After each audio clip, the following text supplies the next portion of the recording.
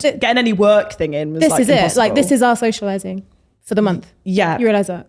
Oh, it actually is. Yeah, that's really sad.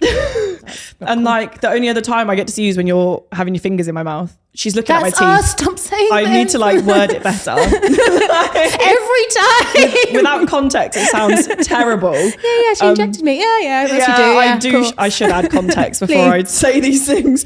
Obviously, you're on my TikTok as well. It was like me. That's how we inspire the next generation of dentists, Zara, by TikTok. Well, to be fair, that's probably true. I think it is. Look how fun it is. A lot of people were like, please be like tagging their best friends in our video, being like, please be a dentist so I can do this to you. I don't know if licking your best mate's hand while she's trying to do like teeth is the best way to inspire dentistry, but whatever works. If it works. But you've been a dentist for 10 years. I mean, you don't look old enough to be a dentist. Thank you so much. It's this face stuff. I'm not being that nice because I know that she's going to be holding a sharp utensil in my teeth next time I go to the dentist. Yeah, but no, you have been a dentist for 10 years and you recently posted pictures actually of you, is it just after you graduated or your first day at uni? Yeah, so there was one just after we graduated. So on the results day, they give you this badge that says Dr. Zara Nortley on it. And that's like the epitome of like success at the end of this 5-year course. So how much did that badge cost you? Yeah, we don't talk about that. 7 years of uni. For a badge, literally. But one thing that I was always really surprised about is that even when I go, like, I always find that on social media you can find anything, and even when I go on social media, I cannot actually find that many black women who are dentists or work in the same field as you. And you know, at uni you must have noticed that, right? A little bit, just a bit. Yeah. So I think in my year I was one of 3 black females. One of them was actually from the year above, but she'd had to take some time out. And the other one was another graduate entry. So technically in the year that I joined, there wasn't a single black female and no black males in my year. And it's really weird because dentistry is actually one of the most competitive fields to get into at university. So like that is and isn't surprising at the same time. Yeah. I think, so my dad's West African and my mum's Jamaican Caribbean. I think in African cultures, West African cultures, there's a lot of push. You're going to be a doctor, an engineer, or a lawyer, and those are your 3 options, and that's it. And I don't know if there's as much kind of interest in dentistry. Like personally, I fell into dentistry by accident, and I'm not taking anything away from the competitive nature of it because I had to work really hard once I decided that's what I wanted to go into. But there was definitely, it's not a career path that I'd even considered based on kind of everyone around me and what they were doing and what I was encouraged to do. Do you think that's potentially the reason why there wasn't that many black people in your course? Quite possibly. I know it was suggested when I did start that I was fulfilling some kind of quota, which is quite hurtful because I know I had to work hard to get in. But yeah, because I think in the kind of medical world there is a lot more diversity. But yeah, I'm not so much in dentistry. Do you think do you think schools are doing enough to try and encourage? I always say like people of color, but I know that there's probably so many Asian people in dentistry, right? Yeah. So I'd say maybe 90% of our year group had an Asian background. Okay. Maybe even a little bit more. Like when you see at the back of our hoodies, there are a few surnames that come up, and the people with those surnames actually thought it was hilarious because you'd get one Smith and then you'd get a load of Shahs and then another name, which is, they thought it was funny. So I think I'm allowed to also find it funny. But yeah, there wasn't really as many other groups, I suppose. And as I said, even fewer black. Do you think 10 years on much would have changed? Potentially. If people keep watching our TikToks, we might be okay. But I agree. I think schools could probably do a lot more because dentistry is not really talked about as a career option, I don't think, for many. If you're into your sciences. No, same. It's not something that was ever discussed at school. And I think, if you've got a kid that's interested in sciences, it's worth talking to them about it. Yeah, because like my mum was part of took a little bit of the same stance as your dad. I was either going to be a lawyer, a doctor. I actually don't think engineer was in it for me because I was a woman, but I don't like blood. Well that there's less of it in dentistry though, isn't there, than there is in like other medical I don't know, you know. I think Okay. we see. Sorry. No, I mean, it's fine. I'm just wondering what's come out of my mouth now. Like, no, you look after your gums, so not so much. Yay, thank you. But no, there's a fit. I mean, I suppose my real job is dental surgeon, and that's because we do a lot of very minor surgery. Well, okay. Well, look, I was going to say, otherwise I would have become if I could go back to school, I'd be a dentist. Now you've said that to me. Yeah, you maybe did the not right so thing. much. Yeah. Going down the law route was probably the best thing for me. But you also do facial aesthetics. And that's like kind of one of the big things that I want to talk to you about, because obviously Love Island is on at the moment, and we know that every single year, particularly when it comes to female contestants, there is always a Google search. If you put in any female contestant's name, it'll be before and after surgery. Yeah. Even if they've never had anything done. And there's always a conversation that Love Island and social media contributes to an increase in aesthetic inquiries. Did you ever see that personally for yourself when Love Island is on? Yeah, and I think based on the industry that I'm in anyway, it's something that I am quite interested in. So if there is something shared, I want to kind of have a little sneaky look and see. But it's a shame that we as a group of people are just so obsessed with knowing what people have done. And I think it's not even interest for the sake of knowing. It's more just so that people can bash other people for it. And there is, don't get me wrong, there is a lot of really bad work around that I think we've all seen, and people associate that bad work with the whole industry. Whereas people can underestimate how often or how many people have actually had any treatment done, because it's been done subtly, naturally.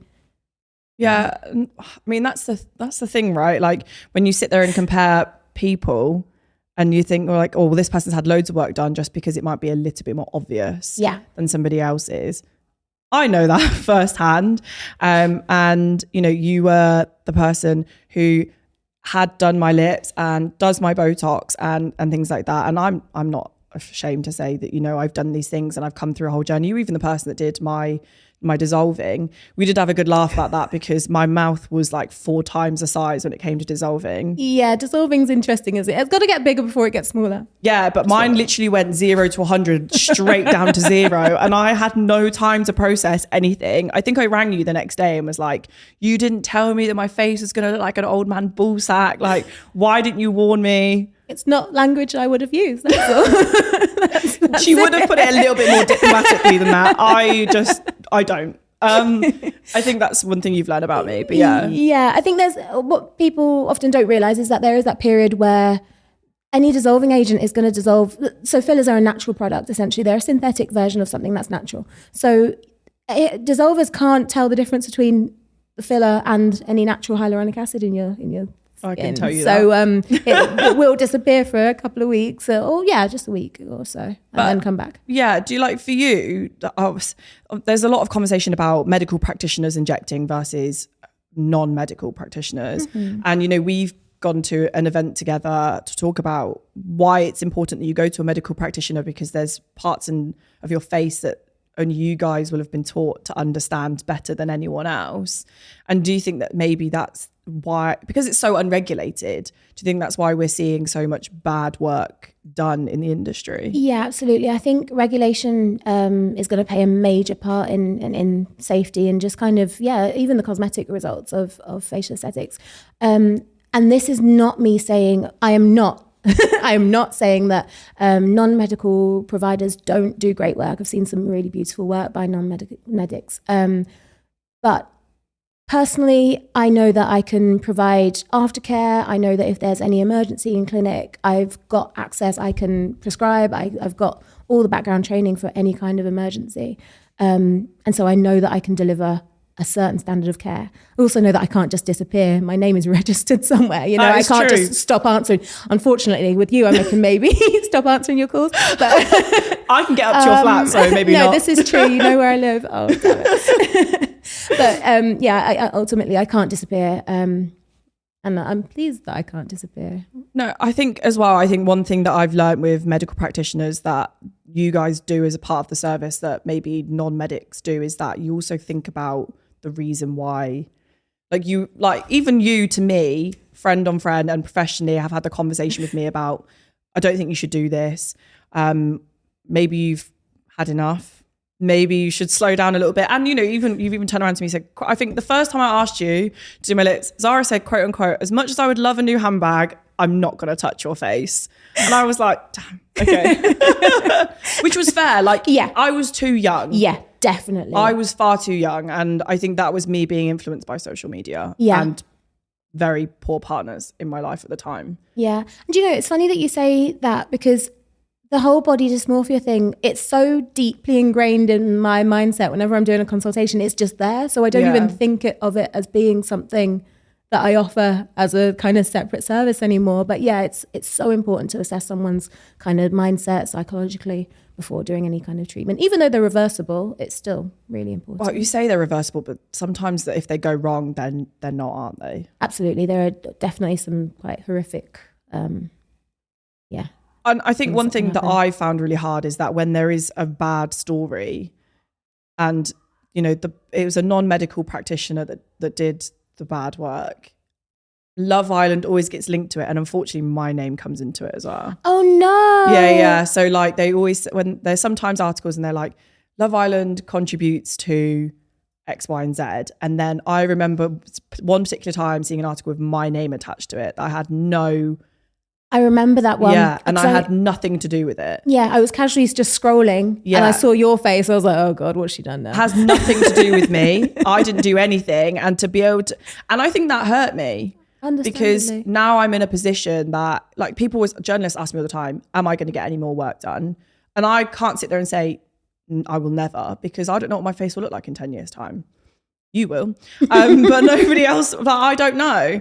So I can't sit there and say never, but now I'm like, if I do, because if I feel self-conscious about something and I want to get it done, am I now a bad person? Am I now a bad role model? Mm. Am I now going to be splashed all over the press for being this advocate for women, but also tweaking myself to fit beauty standards? That's the thing, because you know me, like I'm feminist to like the roots of me, but I think people very often confuse feminism with feminism's all about us doing what we want to do and being able to do what suits us. It's not about fitting into a box and wanting to wear, I don't know, big baggy clothes all the time and not brush our hair. And I think it's really important that people remember the difference. If you want to do something that makes you feel good and is safe, of course, then go for it. That's what it's about. Yeah, what people fought for. I would always be open about anything. Yeah, like you know me, it's pretty much an open book. Bit too much. There is nothing that's off limits, apparently, as much to the dismay of my friends and family. I'm sorry, I've probably put this woman through many years of trauma. In the last 2 years. So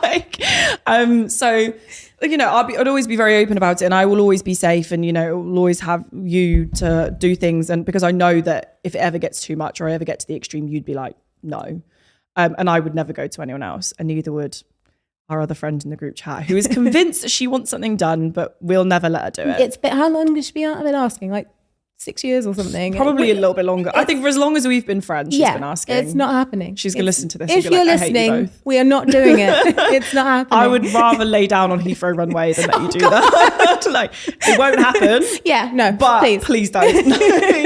But we've had this like little bits of conversation about Love Island and the trauma that I feel like I've put you through over the last few years. It was never intentionally meant to be like that. No. For people that don't know, Zara actually managed my social media while I was in the villa. And, over the last 2 series, obviously we got the first summer series with a social media ban, and we had the first winter series with a social media ban. And I've been not very actively against it because I understand the thought process behind it. But I think, like, for example, when I left the show and the press tell you, like, this is what happened, I was very visibly upset. And I think the first thing I thought about was you guys having to, or particularly you having to have looked at my socials, because my family are so off grid, it would never have affected them. Yeah. And so I understand completely the rationale, but,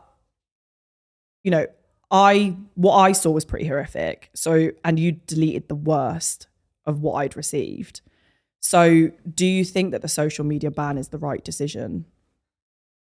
I think it's a tricky one, because I can absolutely, it's a difficult show to go on, admittedly. And people say, oh, well, you chose to go on it, blah, blah, blah. But you didn't. I didn't. Exactly. I didn't. I was in the comfort of my living room. I don't know. I think the general public seem to think that if you put yourself in the limelight, then you should have to deal with the consequences of it. But I think people have forgotten how nasty people have become. And now that people can just sit behind their screens and just type all sorts of really horrific things, like the boundaries have just been completely blurred with what's okay and what's acceptable and what's just like I can't even put words together for it. Some of the stuff, honestly, Sharon, it was disgusting. Yeah, because the stuff that I saw put me into a very emotionally deep, dark hole. And I got more upset because I was like, if this is what I'm reading, what were you guys reading? So luckily, I know technically it was me dealing with it all, but there were a couple of us that I'd like send stuff to. I was like, whoa, dude, what is this? And surprisingly, it wasn't even the kind of teenagers that were writing horrific things. It was big, grown people. Really? Yeah. So one of our mutual friends ended up searching one of these people and found them on LinkedIn. And it was like an actual grown-up person saying, I don't know if am I allowed to say? You can say, yeah. Saying that you should kill yourself because, and it wasn't even the part that, it wasn't even when things blew up and you had an argument or anything on the show. It was just over something really stupid. And it's like, whoa, you're an actual adult dealing with other people and you think it's okay to message a complete stranger. I can't decide if it's better or worse that they've at least put their name to what they're saying. At least they're brave enough to say it with chest. That's how I feel. Like, if you're going to tell me something like that, at least put your face to it. But the fact you go search one LinkedIn, you're lucky I didn't see it because I'd have sent that straight to your employer. We were unsure. You're lucky I was in the villa. I'd have sent that straight to your boss. I'm like, give people one chance. I don't know why though. I don't know. Do you know, this is going to make me sound old, but it's like back in the day. I sound like my dad now. Back in the day, bullying was done face to face. Yeah. If you hated me, you would have had to say it to my face. Yeah. And now people have the freedom to feel like they can say what they want. I think for me, the social media ban, I think it shouldn't be a ban. It should be managed by people that are complete separate entities to the islanders themselves. Yes. Because there is a big disparity in, like, I know people that had social media professionals handle their accounts. And you can tell in the disparity between followers, engagement. Yes, us. I wasn't really there for followers anyway. I know. It was, when I tell you it was an application of a joke in a group chat, this is the group chat that escalated my life to that. So I've learned the hard way. Don't get encouraged by your friends. Everything happens for a reason, peer right? Pressure. But I'm a sucker for peer pressure. You guys know. That's the wrong answer. No, it is. I'm a grown woman. I shouldn't give in to peer pressure. But sometimes, it just gets like that. It was good peer pressure. It was good peer pressure. We thought we took it very lightheartedly. Yeah. But I always think that there is a disparity, and I think that everybody should be given a level playing field. Mm-hmm. Social media managers with like standardized content, or people that are able to filter out certain comments, abuse. Because now my biggest concern is that these islanders leave and they have to read everything, especially if they've been in there from start to finish. Because that's 8 weeks of abuse that you've got to troll your way through. Yeah, that's not cool. And that's the thing, as you said, with real social media managers, not only can they delete all that stuff, but they also know how to shut certain things down. Yeah. And they have a team of people who are trained to know how to deal with these things. Whereas me and our group chat, we were a bit like, oh my God, dude, what did this person just say? But you were saying about, I put myself in the public eye, so I should have to deal with it. Like I've said, you didn't, but you were not free from backlash either. No. I know, it might be, you're not as comfortable as me talking about anything and everything. So like, I don't want to make you feel uncomfortable. No, go for it. Let's do it. But like, I know. You don't want to make me feel uncomfortable? That's why I lick your hand when you're just looking at my Seriously? teeth. I feel like your whole aim in life is to make me uncomfortable. I'm not going to lie. Makes me sound like a terrible friend. Yeah, you are. No, I love you. I'm not that bad. I do walk into your flat and be like, what's for dinner? No, literally, you are our adopted child. You're your husband's child, and I'm very sorry. Actually, I'm not even sorry. You're not even. I'm sorry. not going to lie. You're like, I'll have a number 3 and I'll have a number 10, please. And I just sit there and I'm like, I'm really hungry. When's it coming? But like, you weren't free from trolling yourself. Yes. And it was down to filler. Yes. Essentially, that was all it was down to. Nothing else. which I did.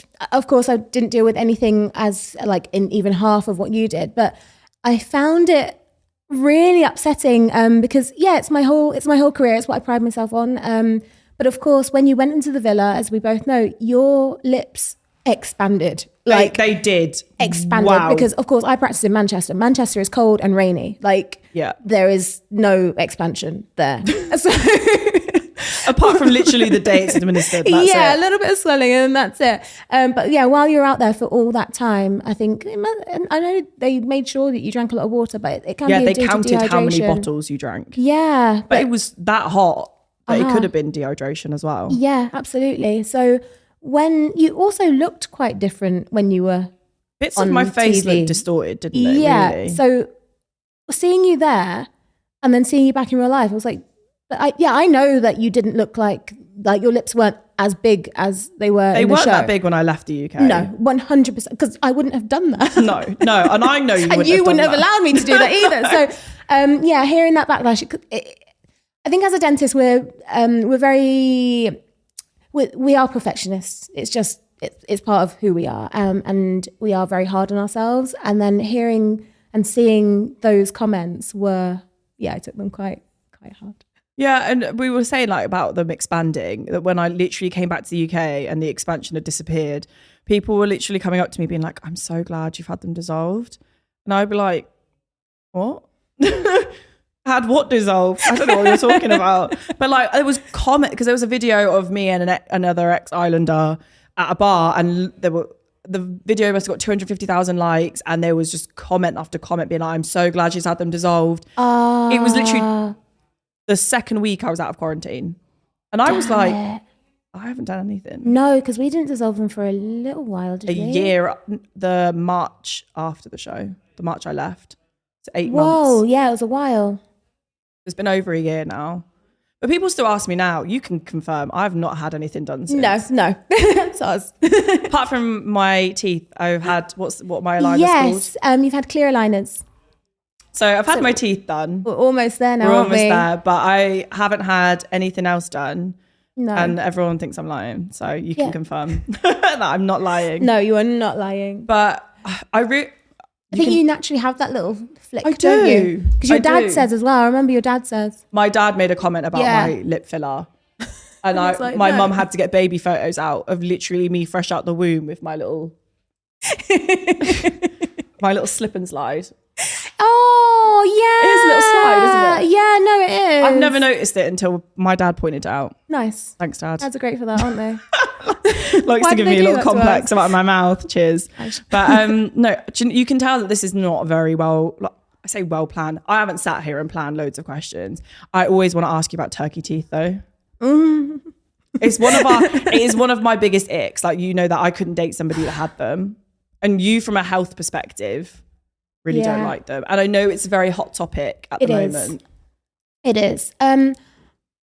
Again, I'm just going to preface it by saying I'm sure there are some absolutely awesome dentists in Turkey. Yeah. I love how PC she is. No. Compared to me anyway. But there are. Yeah. But I think these packages are specifically designed to create a specific kind of look. Yeah. Again, do what you want. Cosmetically, it's your face, it's your smile, whatever, but please bit safely. And what is worrying is the amount of destruction that these young people are having done to their teeth in order to have these smiles created. And there's no need for it. I mean, we do veneers in this country, we do crowns in this country. So a veneer is a flat layer of porcelain that's slapped I call it a onto false the lid. nail. Yeah, exactly like a false nail, just slightly different material and a bit smaller. I hope so. Never know. You never know. Yeah, trends these days. And then a crown is where the tooth is. You do cut a little bit. Sorry. Oh, I'm sorry. It makes me cringe. I don't know why. I don't know either. It's the little stumps. No, but the stumps aren't like stumps. They're not like the stumps that you see on. Are they not meant TikTok. to be that small? Those are very dramatically destroyed teeth. Really, they have been cut down far, far, far more than I think is necessary. Personally, you can do really nice conservative dentistry nowadays because materials have come so far that you don't need to have them more than even 0.5 millimeter thick. Whereas these kids are having their teeth literally filed down to pegs. And you just think, well, what's going to happen? Because they're only, in their 20s? And I'm wondering what you're going to see in your dentist chair in 10 years' time. Exactly. And that's a hot topic amongst dentists at the moment. I'm going to say that again. That's a hot topic amongst dentists at the moment. I'm just wondering, because there's not that many dentists out and about, is there anyway? Is there enough dentists to be able to tackle... To be able to do all that. To tackle the epidemic of what is going to be turkey teeth? That's why we need to go on TikTok and encourage the next generation to get involved. All I'm hearing is... do more weird things at the dentist. Yeah, get yourself another dentist. No, I love you. It's a bit more expensive if I go to someone else. And I think that I'm like a massive health freak and love to look after my teeth. Zara knows if I've been eating too many sweets. Yes. Which I do a lot. Yes. But the way that these are very heavily marketed campaigns, you've seen it, I get how many messages asking me if I'd do a paid campaign. And if it's for someone in my position in the public eye that has had photos of them taken all the time, and you're self-conscious about your teeth, I can see why people would do it. Mm-hmm. Mm-hmm. But I think because of you, I know that I shouldn't. Yeah. So I think the consent process is optimum, and I don't think there is enough education out there that shows people there are other ways of improving their smiles, whether it's... Honestly, a lot of the time people have some whitening and they're quite happy with the results and they think, do you know what? That's all I needed to do to feel better about my smile. With teeth and fillers, people are influenced by cost. Absolutely, unfortunately. But that's the thing. It's like a short-term saving for a long-term expense, It's not going to last forever. Exactly. It's your face. If there's one thing that you should spend money on, it's your face. Do it once, do it properly, sorted. Instead of now we sound like my dad. We do. Now we sound like my dad. I've accepted it. I've got to the age now where I sound like my dad, and I know that he's going to sit there and laugh at it, but I'm not. Wisdom, it's good. Don't tell him that. Can we take that bit out of the episode? Don't tell my dad that. And my final. I always, what my final question is. Do you not? Now I'm testing how big of a fan you are. No, I'm joking. Oh God, pressure. No, I always ask guests very similar final questions, but I always give them a slight different spin based on things that we've talked about. I want to know what you would say to people that ever doubted your ability to be a successful dentist, maybe in the past or in the future, based on the fact that you are a Black woman. Oh, I did know that question. She does listen. Sometimes. She said it. No, I did. Oh gosh. I can't say what I'd actually like to say. Yeah, I know. I know exactly what you'd want to say. I made it. Gosh, that's hard. And it's hard because I feel like I still meet naysayers. I will still have people that will come into the clinic and look at me, and then they'll look at the nurse and then try and work out which one of us it is that's going to be treating them. Admittedly, I know I look about 12 half the time, and especially when I've got a high pony and my scrubs. They're pink scrubs. Yes, they are. Of course they're pink scrubs. So I can appreciate where that comes from. But yeah, it's definitely going to be an ongoing thing. I'm really pleased with where I have gotten to at the moment, and it's only sometimes when you look back, like that photo I posted the other day, I think, oh my God, 10 years or 10 years plus the 7 years of training, well done, Zara. Yeah, because dentistry is not your first degree, and I figured this out quite late into our friendship. You have two. I do. Yeah. Biomedicine? Yes, indeed. I do listen. You do listen. Yeah. Look at us, paying attention to what each other says. Most of the time it's a load of rubbish, so it just goes facts. over the head. But we do listen to the important stuff. But I think one of the reasons I wanted to have you on this podcast is because I do want to see more women that look like you in places where my friends thrive and do really well, and dentistry is the one for you. So that's why I wanted to put you on here, because just to prove to other Black women, the ones that Black teenagers that message me and be like, I want to do this, but there's just no one that looks like me. Yeah. And we know how important it is to have someone that looks like you doing what you want to do. We do. And I think I may have said at the beginning, I saw Black medics, but I didn't ever see Black dentists.